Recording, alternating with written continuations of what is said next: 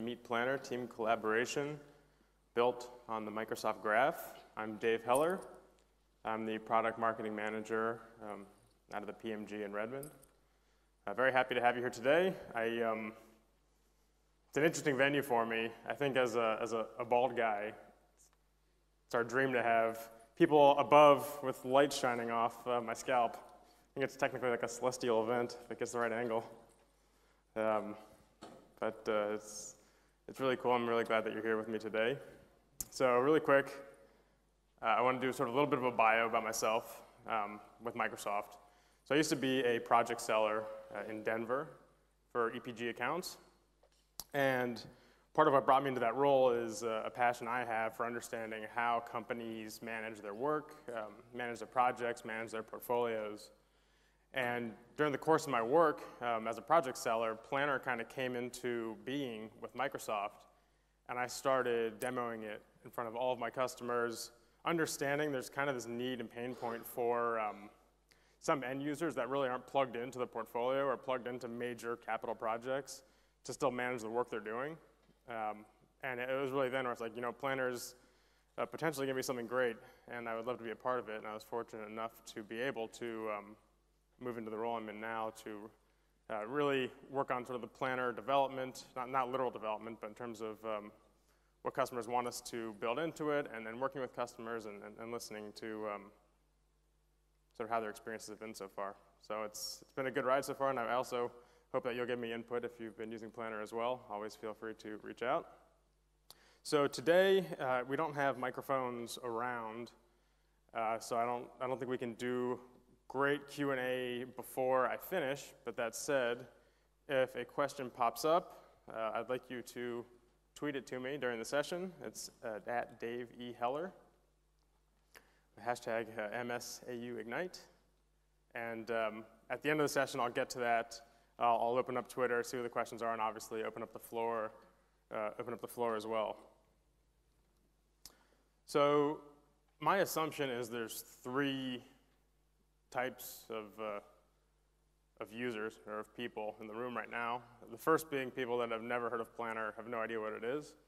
The second being people that have maybe clicked on the Planner tile or have heard of Planner but really haven't used it much or don't have great depth of use.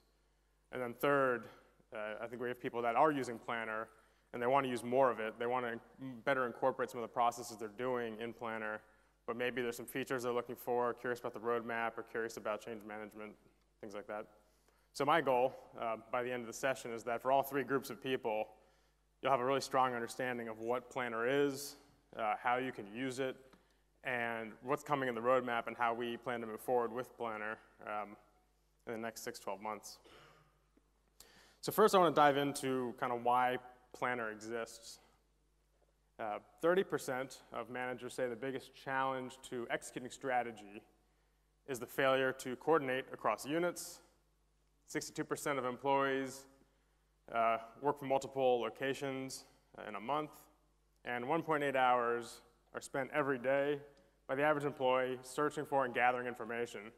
So all these things together make a pretty demonstrable need for a tool that helps people work from anywhere, helps them coordinate pretty effortlessly, and then also have structure and visibility into the work they're doing, so they know that all the work they're doing lives in one place. So Microsoft takes this need, and we thought, how can we build something that helps people get organized quickly? And how can we build something that helps people work together effortlessly? And ultimately, how can we enable our users to achieve more in this space? So if we take a step back to yesteryear, and look at the work and project management ecosystem at Microsoft, you have at both ends of the spectrum pretty mature solutions. You've got Project, Microsoft PPM. It's a very robust, it's great software, but it has quite some depth to it, and it's not for everybody in terms of end users. Then on the other end of the spectrum, we have items like Outlook Tasks or Wunderlist for individual task management, people to manage what's going on with them now. But then in the middle, you kind of have this open space, or we have this open space of task management or work management for teams of people where their projects might not roll up to a greater portfolio or be part of a larger project, but they still wanted to manage the work they're doing, they still wanted to have visibility into the work they're doing, still wanted to have accountability into the work they're doing. So we developed and shipped Planner to try and accommodate this need. So for us, our simplicity is our guiding principle, and we really wanted to create something that was simple and visual as a way to organize their teamwork. And we hope this is something that every team can use. It's so open-ended, let's say, that my impression is that you can find a way to configure Planner to accommodate what you're doing today. Excuse me. And so with this simplicity, we hope that we're able to enable our users to better work together, without any effort. My hope is that if we can't do this today, that tomorrow we'll be able to have people open up Planner for the first time and not have this learning curve and not get dissuaded out of it to understand, okay, this is how I use Planner, this is how I can incorporate what I'm doing today in Planner with my colleagues. And I really don't want there to be a situation where people think, I've got to learn another tool. When I was a project seller, I had a VP at one company tell me that the day that he had to learn a new project management solution would be the worst day of his life, which is a little bit dramatic, but I think there is something to be said for not needing to really take a lot of time to learn. And if anyone here is in end user computing or any kind of change management, the less people have to learn, I think there's probably a inverse relationship with how likely they are to adopt it. So that's something that, again, I hope that we're able to embody in Planner. So Planner is an Office 365 core app. And what this means is two things. First, it comes with Office 365 at no incremental cost.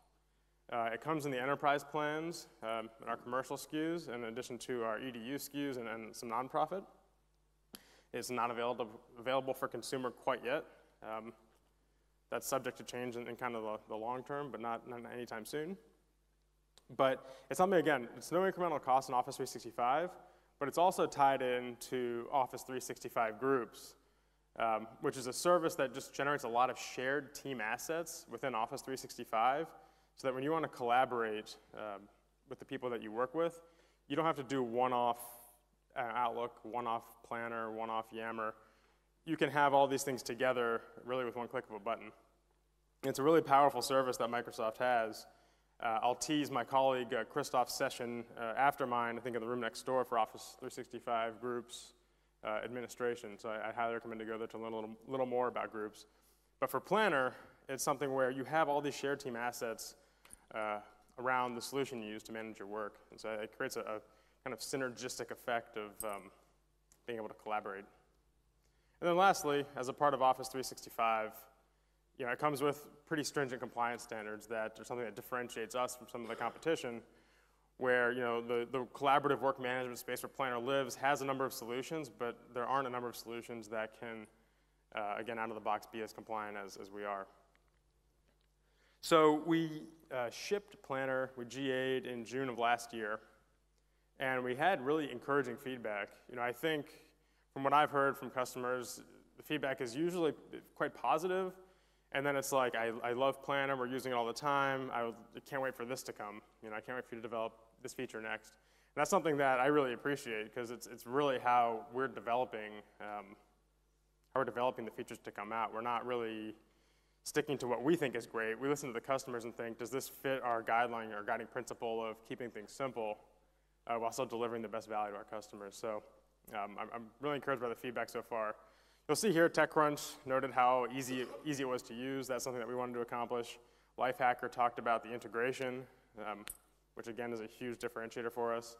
And then lastly, we had a customer whose first release, international accounting firm, talk about how Planner made their meetings more productive because the work had already been kind of created and assigned and statused before the meeting started. So if you think about your weekly meetings, your weekly status meetings, how much time is spent of people just going over where they are with the work they're doing? It can be pretty abundant. So this is a tool where these folks do that work before their meeting, and then when they're in the meeting, they can just rock and roll. So that all having been said, I'd love to do the first demo, which I hope will illustrate what Planner is.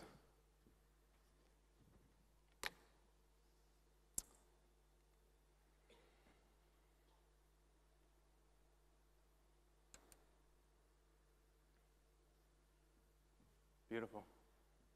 Okay, so right here you see office.com. Here are all my Office 365 tiles. Click on Planner, and this will take me to the Planner Hub. So what the Planner Hub is where all of my plans live. And what you see here is we have two where we can view the status of all the work that's happening in these plans, and that's because I've favorited them. You can see down here, I can click on Add to Favorites, and it'll populate and let me see all the work that's going on. The plans below my favorited plans are kind of demoted for one of two reasons. First, it's just not relevant to what I'm doing this week. I don't want to clutter up the view of the work that is important to me. And second, it might be that in the Office 365 groups experience, there are groups of people that wanted to use groups for communicating on email, and they haven't used Planner yet. But as part of these shared team assets, it gets spun up anyways. So when the time comes to work together with a plan, it's already there for you. You don't have to create a new plan. So the scenario I'm going to walk through today in terms of just getting started is going to be with a group of people that started a group as just email conversation. And it's for the Contoso Rugby League. It's an intramural league at a make-believe enterprise. And so the backstory here is we have 4 members. We have Alex, Henrietta, Isaiah, and Megan. They've been really interested in starting this intramural rugby league. They've been communicating back and forth on email, and now the time has come that they really want to get serious and actually plan what they need to do in order to get this league started. As you'll see, it says enter a name to add a member. They can add anyone they want within the organization, within Azure Active Directory to join the plan as well. That's only one way to add members to the plan. So what we see here is the Planner board, and it's the heart and soul of Planner. It's where you create and organize your tasks. So you see here it says to do, and then it says add new bucket. This helps us categorize the work, but first let's look at some of the to-dos that might be associated with creating a league. So we want to recruit coaches and hire referees, reserve fields, and then do demand gen to actually have people who want to play. So right now we have 4 tasks, and it seems as though each of them might require a little more work related to them. So instead of having them as just to-dos, I want to add new buckets that are related to these tasks, and we can build upon them a little later. So for demand gen, let's just say this is for players, and then this is, say, for coaches. And then lastly, let's just say administration. So I've created these buckets, and now I'm going to drag these tasks over. Everything in Planner is drag and droppable, and it's something that, not only does it help us understand how to organize work under the categories, but I'll show you in a second how you can rearrange the views to status the work and also assign it. And lastly, let's say coach recruitment goes in there. So right now it says group by buckets. We have 3 views. So we have buckets, we have assignment, and we have progress. First, let's assign the work. So Megan's the only person here, but since I want to add Alex, I've added his name just by dragging his head over, and then Henrietta can do demand gen, and Isaiah can do that, and I'll assign myself to hire referees. So right now I've done this sort of high-level assignment, but that said, maybe Alex says, I don't want to do anything. So I move his tasks over, and then Henrietta says, I don't want to do anything either, and all of a sudden Megan has all the tasks. You can drag and drop these across to reassign. Similarly, if I go to progress, we have kind of a 3-tier way of updating progress. Tasks can either be not started, in progress, or completed. Again, this is sort of like a very open-ended scenario for a rugby league, but if you think about how you status work, if you just create all the tasks you need to have done, and then you think about going through a meeting with your team, saying, all right, where does this stand? You can say, all right, that's in progress, this got completed, it's in progress. You can status work very quickly, and then maybe Megan says, you know what, I didn't do that. You can send it right back to where it came from. So everything is, again, it's highly configurable, very open-ended, easy to use. So something else you'll see, and I'll go back to the assignment view here.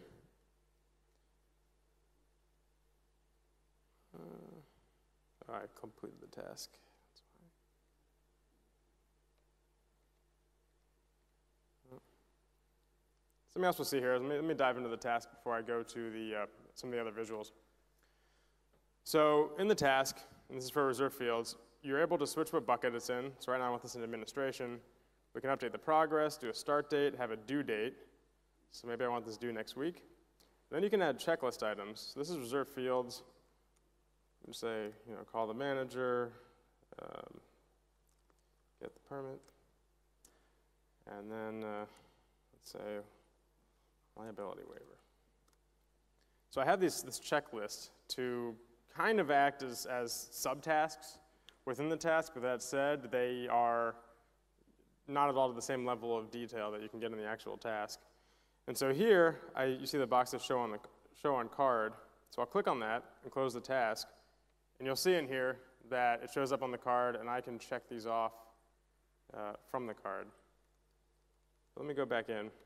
We can also type a description of the file, attach a file, and for attachments, if you attach a file locally, it automatically uploads to the SharePoint site that's associated with the group.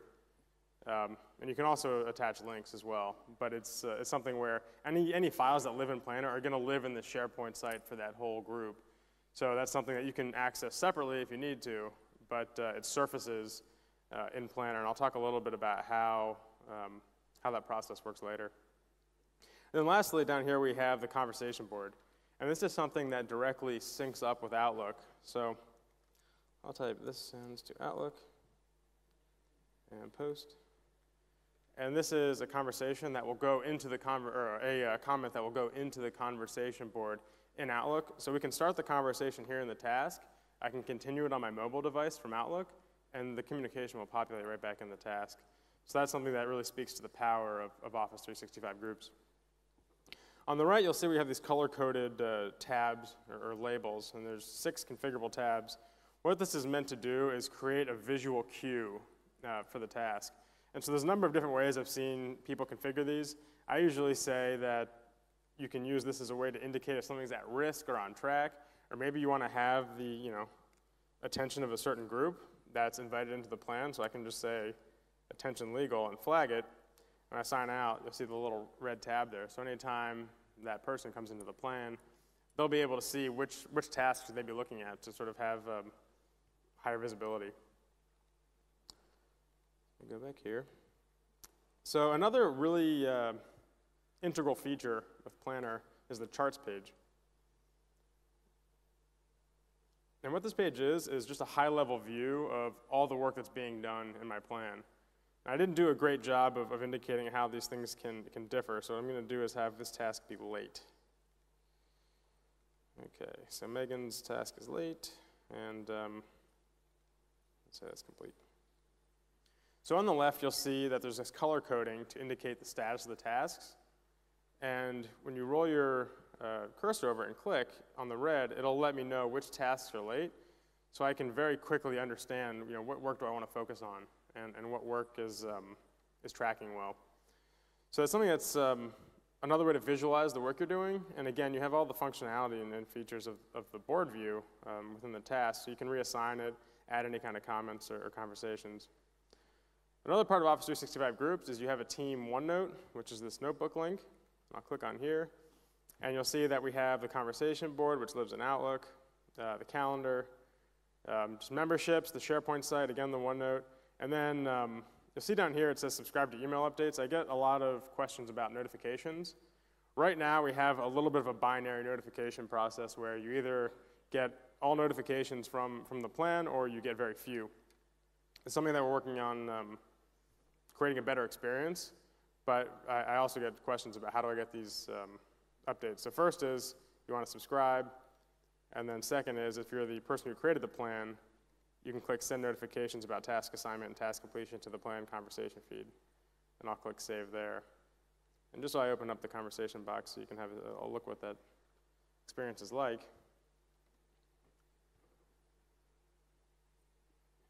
You will see that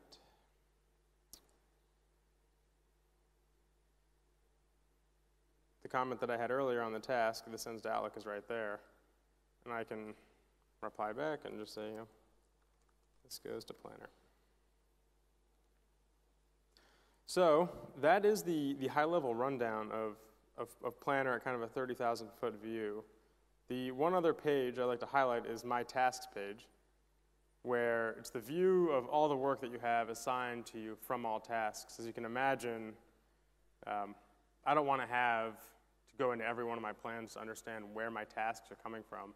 And so this is the view where I can understand what's been assigned to me and status tasks right there, or I can also group it by the plan to understand where they're coming from.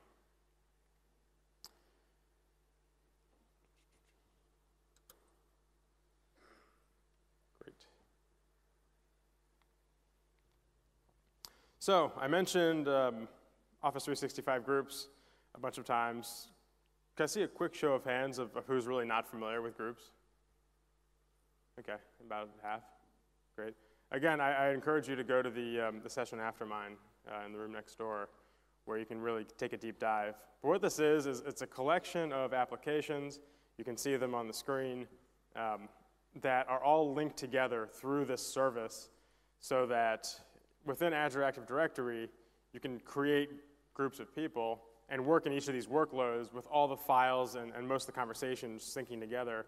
So it's not like you have all these disparate applications that you have to work in and kind of struggle to find your work. It's all linked together. And what you'll see on the right is one of the new additions to Office 365 groups. Yeah, it's on the right. Microsoft Teams, which is something I'll demo a little bit later. But that is Microsoft's chat-based workspace for persistent chat and also productivity within the Teams experience. It's a really neat new thing, and again, I'll demo that in a little bit. So what Groups is again, it's a service that helps connect all of these workloads together so that you don't have to go from one place to another place to find the work you're doing. And you saw a little planner movement there. So Planner and Groups management. So for Planner by itself, you're able to control, as an admin, you're able to control the tile just through the admin portal in terms of whether that's visible to your users or not. You're also able to actually disable plan creation or disable Planner access through PowerShell in case you really want to have that kind of granular approach to how to manage users. We have group creation permissions. I'm going to defer to the next session with Christoph, who's going to really take an hour talking about some of the administration of groups. But suffice it to say, you can restrict group creation, but that restricts all of those workloads and groups. So that if you turn off groups, you really aren't able to leverage any of the value that you saw on the last slide. Things that are in progress for us are naming conventions. So this is something that's important for EDU, where students sometimes come up with inappropriate names, and we want to avoid that. But there's also a desire for some of our enterprise customers to have sort of prefixes or suffixes on their groups to better control naming. And then lastly, we're working on kind of additional admin controls for usage guidelines and data classification. So the Microsoft Graph API is really the substrate for all of these group services, where you're able to extend any of the applications that live in groups to your application or your add-in through the Graph API, which you can access through the Graph website. I don't know if there's a session on it. I don't have gigantic technical depth being a mere marketer, but suffice it to say, everything you see in Planner with the shared team assets, Planner it connects all those through the Graph. So it connects to Outlook through the Graph, connects to OneNote through the Graph. You can access, currently in beta, but you can access Planner data through the Graph and extend it out into whatever app or add-in that you'd like to build. And that's something that, in terms of our API, we're looking to GA in April. So I'd say come April, and some of you can certainly work with now, and there's some sample code that I can direct you to if you come ask me later. But come April, it'll be our V1 in GA, and it'll have some pretty interesting extensibility opportunities. So I'm going to dive back into my demo environment and talk a little bit more about use cases, because I understand that there aren't many rugby leagues represented here today. Great. So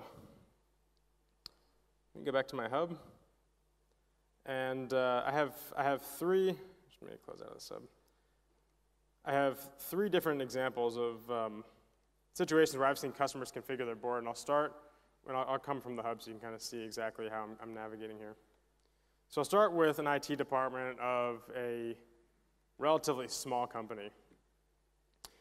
And what they have here is just like a very rudimentary, basic way of tracking the work that is coming in, that they triage between sort of high, medium, low priority, things that they put in the backlog, and then what they need to do today or what they're doing today.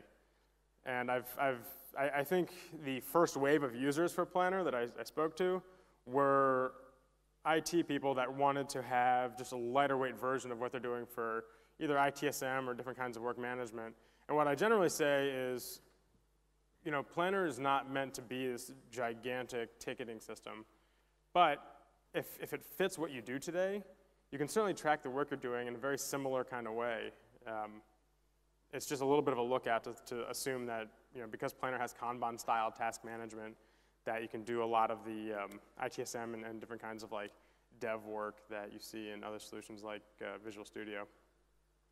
So this is an example for an IT department. Another really interesting one for me is a telemedicine scenario. Click in here. So what this customer does is, it's a radiology, a company that does telemedicine through radiology. So a patient will see a doctor and then go to a sort of an outpatient facility for imaging. And once they're at that facility, everything is satellite. So the image is taken in one place, the file sent to another place, which is then sent to another place. Eventually it's centralized, right? And then it goes back out towards the physician. But what they use for their Planner buckets are places in the process. So they drag tasks or their cards across, which represent patients and the patient files or patient information. They drag them across to understand exactly where the file is today. Because before, what they were doing is just assuming that the process will take care of itself, but whenever they had the question of like, hey, where's it sitting, all of a sudden it's a game of telephone.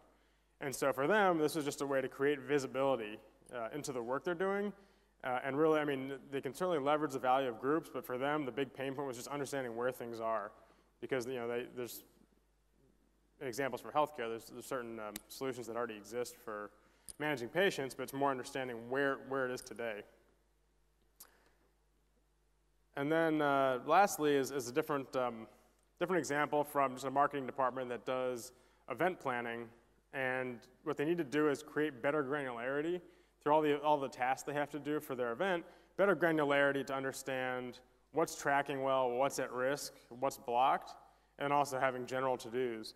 So sometimes people ask, like, you know, I really like Planner, but I wish there was a better way to do percentage of work complete, or I wish there was a better way to do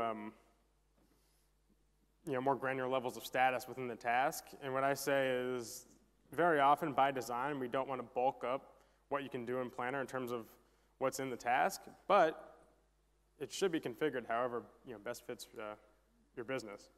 So this is one way that I see a company be able to add better granularity into the status of their work without actually needing Planner to be, you know, have additional features or to be different. Okay.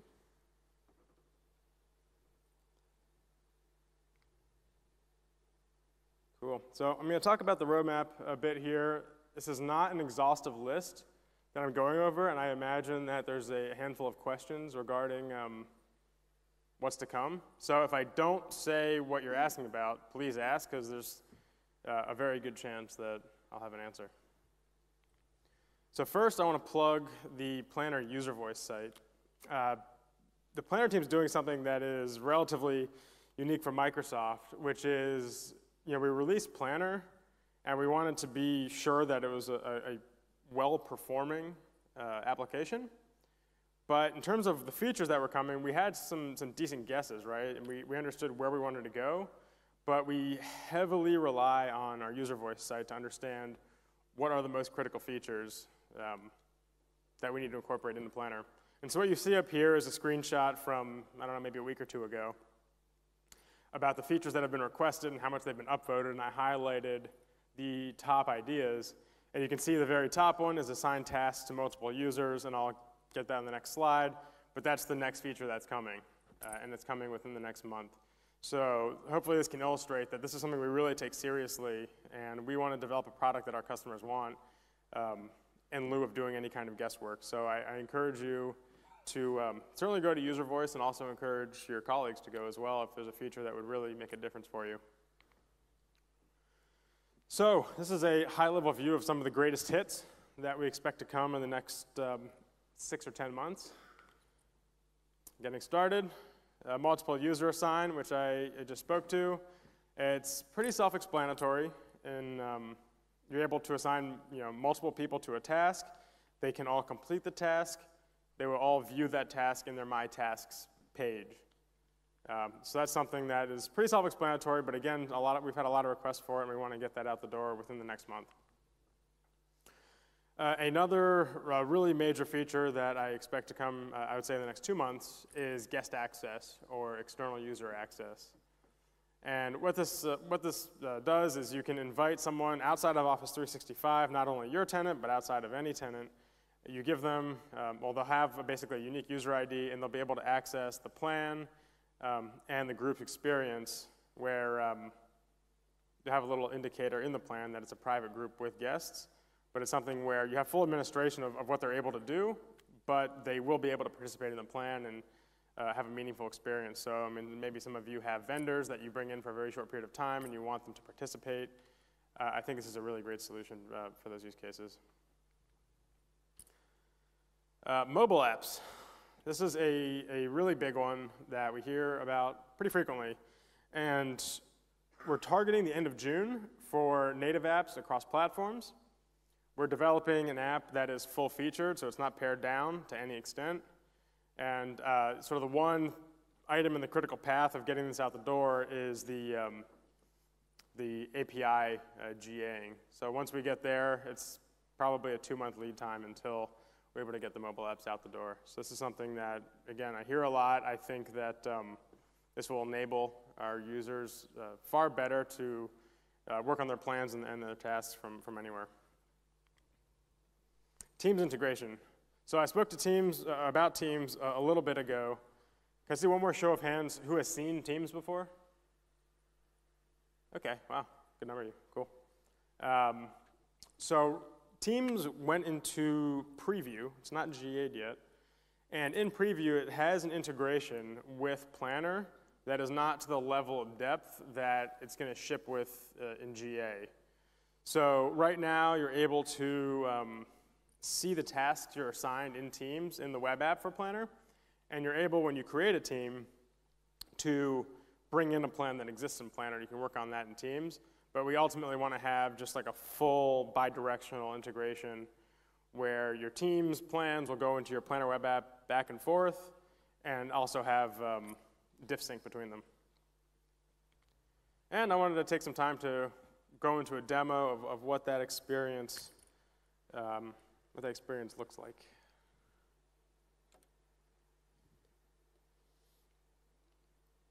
Cool. So up here, I've opened up the Teams web app. There's also the desktop client, but for today's purposes, I will use the web app. So what I've done is the IT department example that we saw right here. I created a team where you can see in here that we have the general space to have our conversations, persistent chat. Here's our SharePoint site. And what I did was, you'll see the plus sign here, add a tab. I clicked on Planner, and then created, and just populated all the tasks over. And you'll see on the right here, I think the most powerful part in regards to Planner, the most powerful part in Teams is the ability to have this chat window on the right. right next to the plan. So not only can you collaborate on the work you're doing, but let's say I see vendor access to data, that task is in progress, but maybe it's more critical than we previously thought it was. And so I can @mention Alex and say, hey, speed this up. And then Alex gets a notification of that.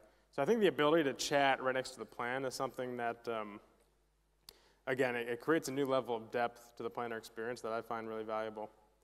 So what I'll do is show you what the team creation looks like in terms of bringing in what you've already created. And so it says, I clicked Create Team down here, and it says Create Your Team. But it also says Add Microsoft Teams to an existing Office 365 group. That's what I want to do. I want my rugby league to have persistent chat, so I'll choose that. So it'll spin this team up, and what that does is it gives us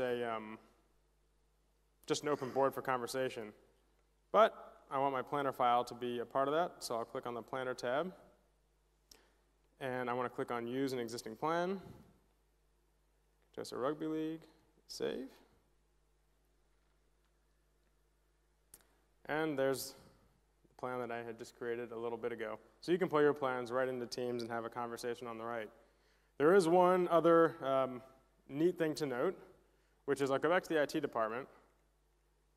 And so on the general channel here, and you'll see I can add channels for just sort of different topical matters within IT, that I have the plan that I created for the IT department. But let's say there's a specific group, again, in end user computing. I can create a separate plan for them right here where it's still associated with that team, but it's not part of that part of the plan that we brought in.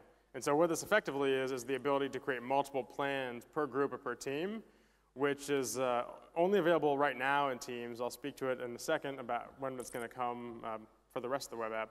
But it really changes some of the hygiene of how I recommend people use Planner. In the sense of, with the web app, we have a one-to-one relationship where you start a group, and then you have one plan associated with it. And so people will say, okay, I have my one plan. I have a project I'm doing. I want to start a plan for my one project, but then all of a sudden I have 100 plans, and it's not sustainable. So what I generally advise today is when you have a group of people, a singular group of people that you work with, those are a group of people that you should have one plan around, and then you can categorize your work within it. So if you have projects, your projects can be a bucket. But with multiple plans, I kind of change my tune and say, yeah, with multiple plans, you can really have an open and close, start a plan that's associated with some kind of project, and close it out once it's done, and have more of a churn within the same group of people, just to have another layer of organization and visibility into what's going on.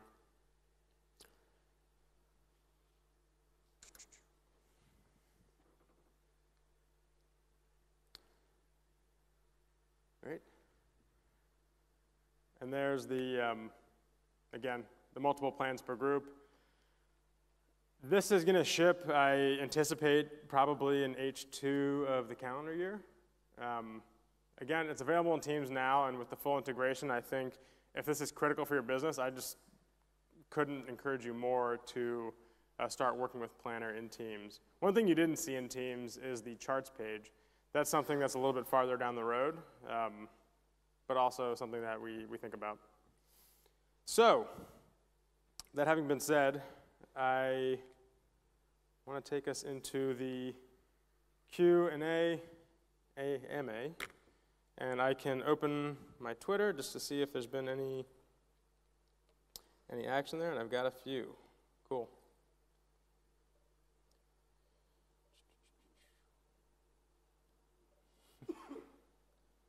I have a lot of people remarking on my baldness. Yeah. Okie dokie. Okay, how does Planner compare to Trello? Can I invite non-365 users to join? So with the non-365 users, that's the external user access that I spoke to earlier, so we hope to be able to accomplish that in the next 2 months. How does it compare to Trello? I think the way I pitch Planner's differentiation is really the first-party integration with Office 365 and the fact that it's part of Office 365. There's no incremental cost there. So I don't really get into the kind of like feature by feature comparison. I focus a lot more on, you know, how can we best deliver to our customers as a part of Office 365. And so I understand that there's some features that Trello has that we don't. There's some things that we do that Trello doesn't. I don't know if there's ever going to be a day where it's going to be the exact same, but I certainly think that we have strong differentiation in the fact that we're first party at no incremental cost with Office 365. We have one that says, is it possible to configure or add new status items, e.g. blocked? I think that's part of the plan I saw. So that was from Tam. Is Tam here? Okay. So is the next demo address that? Cool.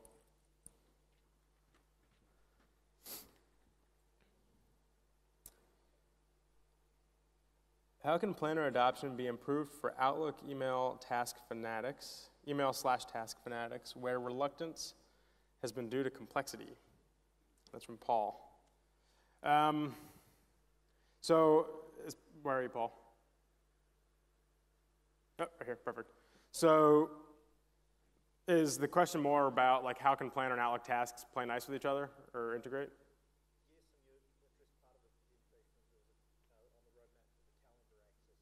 Yeah, okay. So yeah, the calendar part we are working on. With the task integration, it's what I would anticipate, and the story that we want to be able to tell that I don't think we can do today quite yet, is to be able to have a task that is, just hypothetically, that's created in Project Online as part of a portfolio project, and have that task be able to flow all the way down to the individual task management tool. So whether that's Outlook tasks, or something else, we want to have a more cohesive story of where tasks can live. So Planner is certainly a part of that, and I don't view Planner ultimately as that individual tool. And so what I hope we'll be able to do, let's say like a year from today, is come back next year and show how Planner can populate the individual's task system. So that's the hope. Okay, hi Dave, it's Eric from AvePoint. Will Planner tie into SharePoint workflows such as approval tasks? So there's kind of two-part answer there. The first part of the answer is I think with the new API, you're able to extend Planner in ways that would replicate kind of what you're talking about in terms of SharePoint workflows. But I also think my previous answer also can address a little bit of the pain points I see with SharePoint tasks, of having those tasks flow back and forth between interfaces. And so hopefully we'll be able to have all these tasks just funnel into the same place and flow back from where they came. Oh, Planner templates, good question. That's one we're developing. So this is gonna be more towards like Q3 or Q4 of the calendar year, but what we wanna do with templates is instead of creating like in Word or Excel where you open it up and it says like, you know, do you want to create one of these, one of those, or writing a letter? What we want to do is be able to have people copy a plan and basically copy and paste it. So that's how we're gonna try and ship templatization. We have a number of customers that say, yeah, we do the same thing all the time. I don't want to have to recreate my plan every single time I do that. And so we hear you, and that's something that we do want to develop, and it's going to be a copy-paste functionality in all likelihood. Will the API launch open up Planner to tools like Flow, Power BI, et cetera? Yes. So our V1 GA in April is going to be best targeted towards things like Flow. So you'll see a lot more development in that space then. We're going to do a V2 launch later in the year. It's not quite targeted yet, but the V2 launch will be strictly geared towards reporting, so you can surface Planner information in places like Power BI. And then we have, you can't turn Planner off in E5, however you can in E3. Is this on purpose? This is from David. David, are you right here? So I have not heard that before, or I've never seen that before, of not being able to turn it off in E5. What's the behavior? Yeah. Say the first sentence again, I couldn't hear so well. What was the first sentence you said? I missed that.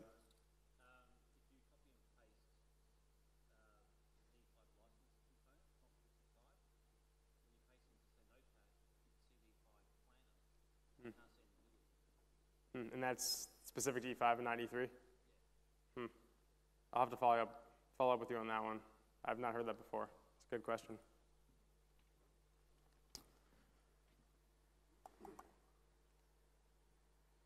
How can I get a planner shirt?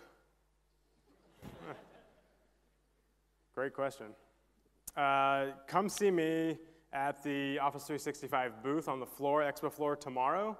There's very limited supply left, so it's, I'll make sure to save some for people that attended the session.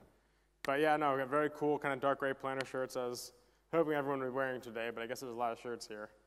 So couldn't get that done. Can non-members of a plan view plan progress in a dashboard? So this is going to be more aligned towards that V2 of the API, where the dashboard that they'll be able to view or roll up plan progress is going to be available. And that's from Tellius. Cool. And so is that the idea, that you want to have plans roll up to kind of create something of a portfolio view? Yeah. So in terms of a portfolio view, I suspect that will most likely be left up to a third party to actually create. And the reason I say that is, you know, we have our kind of internal boundaries or strict boundaries of wanting to be in this work management space. And the second we start shipping stuff that looks a lot like Project Online, it kind of doesn't pass the smell test. And we certainly don't want to provide duplicative solutions. So I think on one hand, you'll be able to, like through the API, develop that. I also think if you connect it to Project Online, the task status flows up through portfolio level view. So there's a few different ways to accomplish that, just depending on the kind of work you're doing. But in terms of what we're going to develop first party, I would anticipate at some point seeing Planner go through Project to create a portfolio level view before we do just Planner straight to portfolio. I think. Cool. Well, that was all the questions on Twitter. I'd like to open up the floor as well. Were there any other questions around? Yeah, go ahead.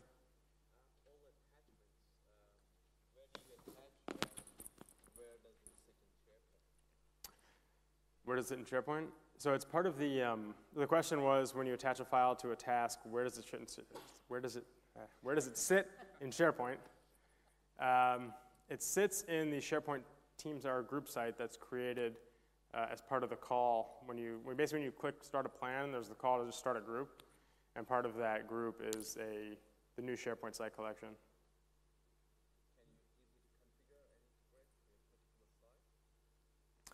The short answer is no, the long answer is yes, but. So I would say go to Christoph's session next and ask him, and he'll have a long-winded and well-informed answer. Yeah, there he is. Cool. Yeah, go ahead. Surge and integration with?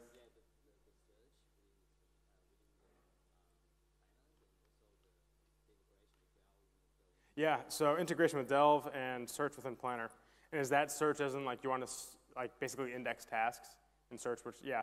So we are working on the search functionality. It's not available yet. That's something that I would expect to see probably later in the calendar year. And then with Delve, that's something where we would want to work better, or work more with the Delve team once we get the API out the door. But in theory, it's absolutely something that's possible and frankly not that difficult at all. Any other hands? Any other questions I can help? Yeah, go ahead.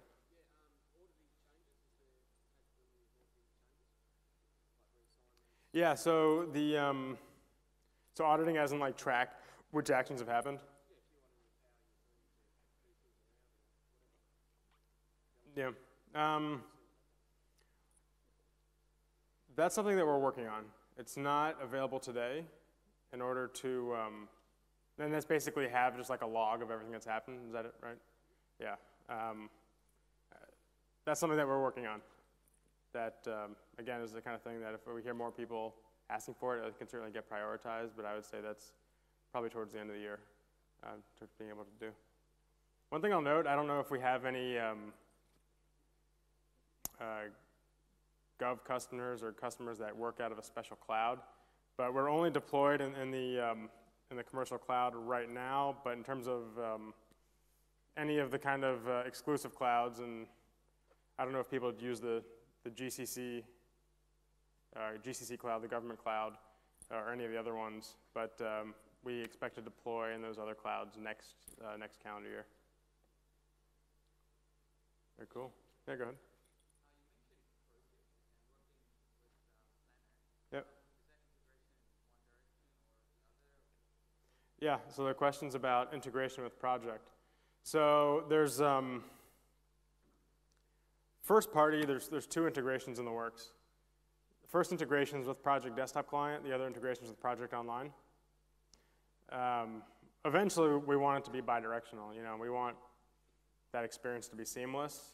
I don't know how long it'll take until we get there, but certainly the desire, and again, have that flow across the desktop and Project Online. That having been said, there are currently third parties that have built that integration, and that's using the API in beta. I suspect that when it's GA, you'll see more of it. But if I had to guess, I would say you'll see the third-party integration come before the first party. But first party, that's something that we are working on and we want to do. Sure. Yeah, go ahead.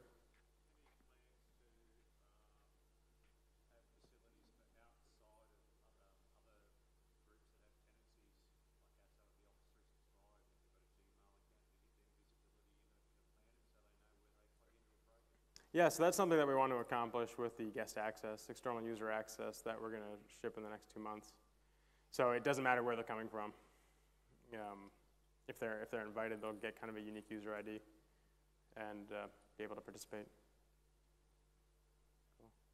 One thing I'll say, if there are no further questions, please feel free to stop by the booth and chat about kind of how you envision using Planner, how you'd like to use Planner, any kind of critical things you want to bring up. I have a few more slides as reminders. First and foremost, so this morning we had the teams, groups, SharePoint, Yammer, what do I use and when within Office 365 groups. These sessions are all recorded and they're all available to you.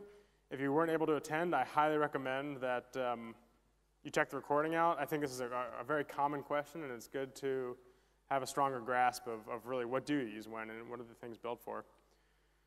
After the session, I know I've plugged it quite a bit. We have the Office 365 groups session next door.